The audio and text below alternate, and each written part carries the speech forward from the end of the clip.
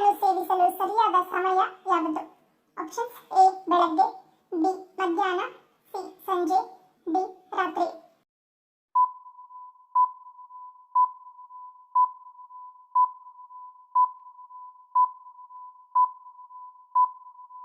ಸರಿಯಾದ ಉತ್ತರ option A ಬೆಳಗ್ಗೆ. ಒಂದು ವೇಳೆ ನೀವು ತೂಕ ಇಳಿಕೆಯ ಪ್ರಯತ್ನದಲ್ಲಿದ್ದರೆ ಹಣ್ಣುಗಳನ್ನು ಸೇವಿಸಲು ಅತ್ಯುತ್ತಮವಾದ ಸಮಯವೆಂದರೆ ಮಧ್ಯಾಹ್ನಕ್ಕೂ ಮೊದಲು. ಬೆಳಗ್ಗಿನ ಸಮಯ ಅತ್ಯುತ್ತಮ.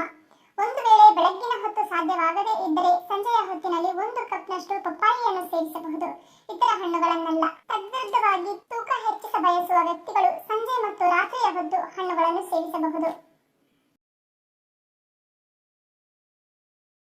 ಖಾಲಿ ಹೊಟ್ಟೆಯಲ್ಲಿ ಮಾತ್ರೆಗಳನ್ನು ತೆಗೆದುಕೊಳ್ಳುವುದರಿಂದ ಏನಾಗುತ್ತದೆ? ಆಪ್ಷನ್ಸ್: ಎ ರಕ್ತಸ್ರಾವ, ಬಿ ಎದೆ ಉರಿ, ಸಿ ನರಹಾನಿ, ಡಿ ಮೇಲಿನ ಎಲ್ಲವೂ.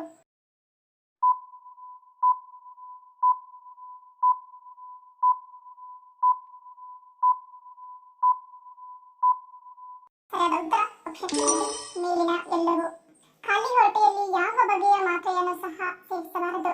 ವೈದ್ಯರು ಸಲಹೆ ನೀಡಿದ ಮಾತ್ರೆಗಳನ್ನು ಮಾತ್ರ ಸೇವಿಸಬೇಕು. ಖಾಲಿ ಹೊಟ್ಟೆಯಲ್ಲಿ ಸ್ಟೆರಾಯ್ಡ್ ಹೊಂದಿರುವ ಮಾತ್ರೆಗಳನ್ನು ಸ್ವೀಕರಿಸಿದಾಗ ಗ್ಯಾಸ್ಟ್ರಿಕ್, ರಕ್ತಸ್ರಾವ, ಎದೆಯುರಿ ಸೇರಿದಂತೆ ಅನೇಕ ಬಗೆಯ ಆರೋಗ್ಯ ಸಮಸ್ಯೆಗಳನ್ನು ಎದುರಿಸಬೇಕಾಗುತ್ತದೆ. ಇನ್ನು ಪ್ರತಿಯೊಂದು ಸಮಸ್ಯೆಗಳಿಗೆ ಪದೇ ಪದೇ ಮಾತ್ರೆಗಳನ್ನು ಸೇವಿಸುವುದು ಸಹ ಒಳ್ಳೆಯದಲ್ಲ. ಅನೇಕ ಮಾತ್ರೆಗಳ ಸೇವನೆಯು ಕಿಡ್ನಿ ವೈಫಲ್ಯ ಮತ್ತು ನರಗಳ ವೀಕ್ನೆಸ್ನಂತಹ ಸಮಸ್ಯೆಗಳಿಗೆ ಕಾರಣವಾಗುತ್ತದೆ. ಮುಖ್ಯವಾಗಿ ಮಹಿಳೆಯರ ಉತ್ತಮ ಆರೋಗ್ಯಕ್ಕಾಗಿ ಆಗಾಗ ತಮ್ಮ ಆಹಾರದಲ್ಲಿ ಸೇವಿಸಬೇಕಾದ ಆಹಾರ ಪದಾರ್ಥ ಯಾವುದು?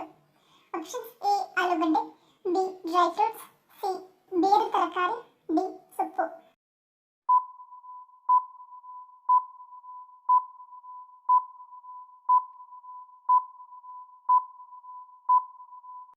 ಸರಿಯಾದ ಉತ್ತರ ಆಪ್ಷನ್ ಡಿ ಸೊಪ್ಪು. ಸಬ್ಬಸಿಗೆ ಸೊಪ್ಪಿನಲ್ಲಿ ಫ್ಲೇವನಾಯ್ಡ್ ಅಂಶಗಳ ಪ್ರಮಾಣ ಹೆಚ್ಚಾಗಿರುತ್ತದೆ.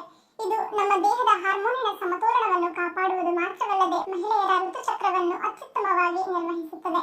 ನಿಯಮಿತವಾಗಿ ಸಬ್ಬಸಿಗೆ ಸೊಪ್ಪು ಸೇವನೆ ಮಾಡುವುದರಿಂದ ಅಥವಾ ಆಹಾರ ಪದಾರ್ಥಗಳಲ್ಲಿ ಇದನ್ನು ಬಳಕೆ ಮಾಡುವುದರಿಂದ ದೇಹದಲ್ಲಿ ಪ್ರೊಜೆಸ್ಟರಾನ್ ಹಾರ್ಮೋನಿನ ಸ್ರವಿಸುವಿಕೆ ಹೆಚ್ಚಾಗುತ್ತದೆ. ಇದರಿಂದ ಅನಿಯಮಿತ ಮುಟ್ಟಿನ ಅವಧಿ ಸಹಜ ಸ್ಥಿತಿಯಲ್ಲಿರುತ್ತದೆ.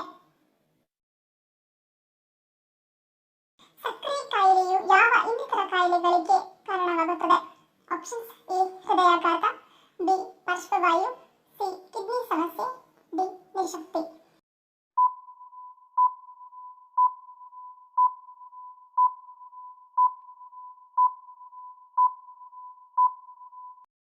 ಸರಿಯಾದ ಉತ್ತರ ಇಂದಿನ ಎಲ್ಲವೂ. ಯಾವುದೇ ಆರೋಗ್ಯ ಸಮಸ್ಯೆ ಬಂದರೂ ಸಹ ಅದು ತನ್ನದೇ ಆದ ಪ್ರಭಾವಗಳನ್ನು ಆರೋಗ್ಯದ ಮೇಲೆ ಹೊಂದಿರುತ್ತದೆ. ಅದರಂತೆ ಮಧುಮೇಹ ಸಮಸ್ಯೆ ಕೂಡ ಹಲವಾರು ಆಯಾಮಗಳಲ್ಲಿ ನಮ್ಮ ಆರೋಗ್ಯವನ್ನು ಹಾಳು ಮಾಡಬಹುದು. ಹೃದಯಾಘಾತ, ಪಾರ್ಶ್ವವಾಯು, ಕಿಡ್ನಿಗಳ ಸಮಸ್ಯೆ, ಕಾಲುಗಳಲ್ಲಿ ನಿಶಕ್ತಿ ಇತ್ಯಾದಿ ಸಮಸ್ಯೆಗಳಿಗೆ ಮಧುಮೇಹ ಕಾರಣವಾಗುತ್ತದೆ. ನಮ್ಮ ದೇಹ ಸರಿಯಾದ ಪ್ರಮಾಣದಲ್ಲಿ ಇನ್ಸುಲಿನ್ ಮಟ್ಟವನ್ನು ಹೊಂದಿರದಿದ್ದರೆ ಅದರಿಂದ ರಕ್ತದಲ್ಲಿನ ಸಕ್ಕರೆ ಮಟ್ಟ ಏರಿಕೆಯಾಗುತ್ತದೆ. ಇದರಿಂದ ಕಿಡ್ನಿಗಳ ಸಮಸ್ಯೆ, ನರದೌರ್ಬಲ್ಯ, ಹೃದಯದ ಸಮಸ್ಯೆ, ಕಣ್ಣುಗಳಿಗೆ ತೊಂದರೆ ಇತ್ಯಾದಿಗಳು ಎದುರಾಗುತ್ತವೆ. ಅನೇಕ ಬಗೆಯ ಆರೋಗ್ಯ ಸಮಸ್ಯೆಗಳಿಗೆ ಮಧುಮೇಹ ಕಾರಣವಾಗುತ್ತದೆ. ಒಂದು ವಾರದ ತನಕ ಸ್ನಾನ ಮಾಡದೇ ಇದ್ದರೆ ಏನಾಗುತ್ತದೆ?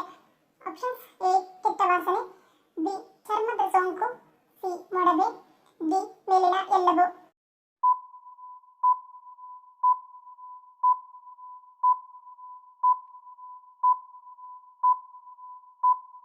ಸರಿಯಾದ ಉತ್ತರ ಆಪ್ಷನ್ ಡಿ ಮೇಲಿನ ಎಲ್ಲವೂ. ಒಂದು ವಾರಗಳ ಕಾಲ ನೀವು ಸ್ನಾನ ಮಾಡದೇ ಇದ್ದರೆ ದೇಹದಲ್ಲಿ ಬ್ಯಾಕ್ಟೀರಿಯಾ, ಎಣ್ಣೆ, ಬೆವರು ಮತ್ತು ಸತ್ತ ಚರ್ಮದ ಜೀವಕೋಶಗಳು ಹೆಚ್ಚಾಗುತ್ತವೆ.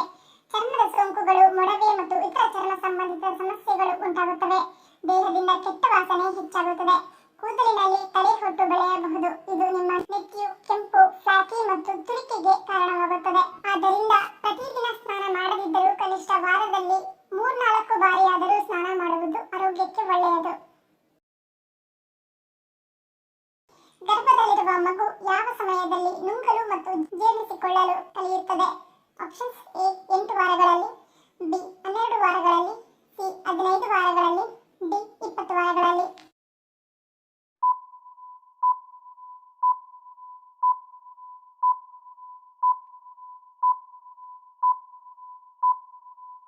ಸರಿಯಾದ ಉತ್ತರ ಆಪ್ಷನ್ ಡಿ 12 ವಾರಗಳಲ್ಲಿ. 12 ವಾರಗಳ ವಾರಗಳಲ್ಲಿ ಭ್ರೂಣವು ಸಾಕಷ್ಟು ಬೆಳವಣಿಗೆಯಾಗಿರುತ್ತದೆ. ಈ ಸಮಯದಲ್ಲಿ ಮಗು ನುಂಗಲು ಮತ್ತು ಜೀರ್ಣಿಸಿಕೊಳ್ಳಲು ಕಲಿಯಲು ಪ್ರಾರಂಭಿಸುತ್ತದೆ. ಇದು ಅಮ್ನಿಯೋಟಿಕ್ ದ್ರವವನ್ನು ನುಂಗುವುದರೊಂದಿಗೆ ಪ್ರಾರಂಭವಾಗುತ್ತದೆ. ನುಂಗುವ ಈ ಪ್ರಕ್ರಿಯೆಯು ದ್ರವವನ್ನು ನಿರ್ವಹಿಸುವುದಲ್ಲದೆ ಜೀರ್ಣಾಂಗ ವ್ಯವಸ್ಥೆಯ ಬೆಳವಣಿಗೆಯನ್ನು ಪ್ರಾರಂಭಿಸುತ್ತದೆ. ಯಾವ ರಾಶಿಯವರಿಗೆ ದಾಂಪತ್ಯದ ಆಸಕ್ತಿ ಹೆಚ್ಚಾಗಿ ಇರುತ್ತದೆ? ಆಪ್ಷನ್ಸ್: ಎ ಮಿಥುನ, ತುಲಾ, ವೃಶ್ಚಿಕ, ಬಿ ಧನು, ಮೀನ, ಕನ್ಯಾ, ಸಿ ಮೇಷ, ಸಿಂಹ, ಡಿ ಕುಂಭ, ಮಕರ, ವೃಷಭ.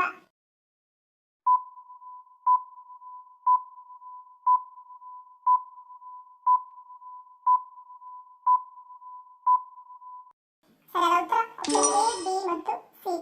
ಲೈಂಗಿಕ ಬಯಕೆ, ಆಸಕ್ತಿಗಳು ಪ್ರತಿಯೊಬ್ಬರಲ್ಲೂ ಭಿನ್ನವಾಗಿರುತ್ತದೆ. ಅಲ್ಲದೆ ಲೈಂಗಿಕ ಬದುಕನ್ನು ಸ್ವೀಕರಿಸುವ ಹಾಗೂ ಆನಂದಿಸುವ ತೀವ್ರತೆಗಳು ಸಹ ವೈವಿಧ್ಯತೆ ಇರುತ್ತದೆ. ಹಾಗೆಯೇ ಜ್ಯೋತಿಷ್ಯ ಶಾಸ್ತ್ರದ ಪ್ರಕಾರ ಪ್ರತಿಯೊಂದು ರಾಶಿ ಚಕ್ರಕ್ಕೂ ವಿಭಿನ್ನವಾದ ಲೈಂಗಿಕ ಆಸಕ್ತಿ ಇರುತ್ತದೆಯಂತೆ. ಕೆಲವರಿಗೆ ಇದು ಅತಿರೇಕವಾಗಿದ್ದರೆ ಇನ್ನು ಹಲವರಿಗೆ ಇದು ಬದುಕಿನ ಒಂದು ಭಾಗವಷ್ಟೇ ಎಂದು ಸ್ವೀಕರಿಸುತ್ತಾರೆ. ಇನ್ನು ಲೈಂಗಿಕ ಪೂರ್ಣತೆಯನ್ನು ನಿರ್ಧರಿಸುವ ಗ್ರಹ ಶುಕ್ರ ಮತ್ತು ಮಂಗಳ. ಬಲವಾದ ಶುಕ್ರವು ಭಾವನಾತ್ಮಕ ಮನೋಧರ್ಮ, ದೈಹಿಕ ಬಯಕೆಗಳು ಮತ್ತು ಲೈಂಗಿಕ ಸಂಭೋಗಕ್ಕೆ ಕಾರಣವಾಗುವ ಸಂಬಂಧಗಳನ್ನು ಹೊಂದಲು ಅವಕಾಶಗಳನ್ನು ನೀಡುತ್ತದೆ. ಯಾವುದನ್ನು ತ್ರಿಮೂರ್ತಿಗಳಾದ ಬ್ರಹ್ಮ, ವಿಷ್ಣು, ಶಿವನ ಸಂಕೇತವೆಂದು ಹೇಳಲಾಗುತ್ತದೆ?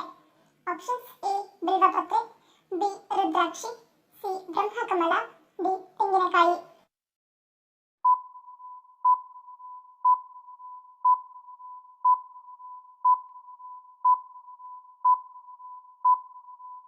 ಸರಿಯಾದ ಉತ್ತರ ಆಪ್ಷನ್ ಎ ಬಿಲ್ವಪತ್ರೆ.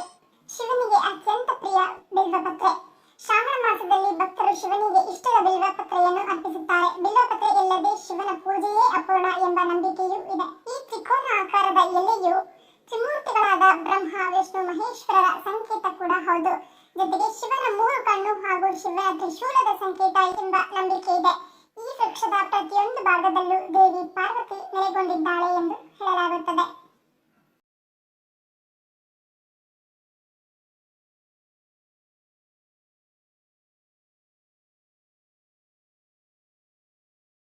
ಮೊದಲು ಚಾಕ್ಲೇಟ್ ಅನ್ನು ಕಂಡುಹಿಡಿದ ದೇಶ ಯಾವುದು?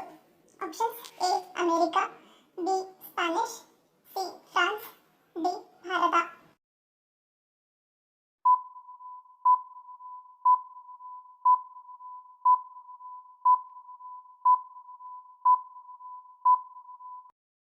ಸರಿಯಾದ ಉತ್ತರ ಆಪ್ಷನ್ ಎ ಅಮೆರಿಕ. ಚಾಕ್ಲೇಟ್ ಸುಮಾರು 4 ವರ್ಷಗಳ ಹಿಂದೆ ಮೆಕ್ಸಿಕೋ ಮತ್ತು ಮಧ್ಯ ಅಮೆರಿಕದ ಪ್ರಾಚೀನ ಮೆಸೋ ಅಮೆರಿಕದಲ್ಲಿ ಹುಟ್ಟಿಕೊಂಡಿತು. ಕೊಕೊದಿಂದ ಆಹಾರ ಪದಾರ್ಥವನ್ನು ತಯಾರಿಸಿದ ಕೀರ್ತಿ ಅಮೆರಿಕದ ಮಯಾನ್ಗಳಿಗೆ ಸಲ್ಲುತ್ತದೆ. ಅವರು ಕೊಕೊ ಬೀಜಗಳಿಂದ ಪಾನೀಯ ತಯಾರಿಸುತ್ತಿದ್ದರು. ಈ ಬಿಸಿ ಪಾನೀಯವನ್ನು ಚಾಕೊಲೇಟ್ ಎಂದು ಕರೆಯುತ್ತಿದ್ದರು. ನಂತರ ಅಮೆರಿಕಗೆ ಭೇಟಿ ನೀಡಿದ ಸ್ಪ್ಯಾನಿಷ್ ಚಕ್ರವರ್ತಿಯೊಬ್ಬ ಚಾಕೊಲೇಟ್ ಅನ್ನು ಸ್ಪ್ಯಾನಿಷ್ಗೆ ಪರಿಚಯಿಸಿದ. ಕೊಕೊ ಬೀಜಗಳಿಗೆ ಬೇಡಿಕೆ ಅಧಿಕವಾಗುತ್ತಿದ್ದಂತೆ ಸ್ಪೈನ್ನಲ್ಲಿ ಕೊಕೊ ಮರಗಳನ್ನು ಹೆಚ್ಚೆಚ್ಚು ಬೆಳೆಯಲಾಯಿತು. ದೇಶ ವಿದೇಶಗಳಿಗೆ ಕೊಕೊ ಬೀಜಗಳನ್ನು ರಫ್ತು ಮಾಡಲಾಯಿತು.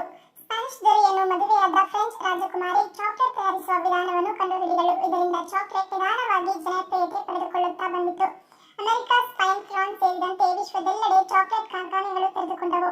ಇದು ಹೊಸ ಅನ್ವೇಷಣೆಗೆ ದಾರಿ ಮಾಡಿಕೊಟ್ಟಿತ್ತು. ಹಾಗಾಗಿ ಚಾಕ್ಲೇಟ್ ಕೈಗೆಟುಕುವ ದರದಲ್ಲಿ ಎಲ್ಲರಿಗೂ ತಲುಪುವಂತಾಯಿತು.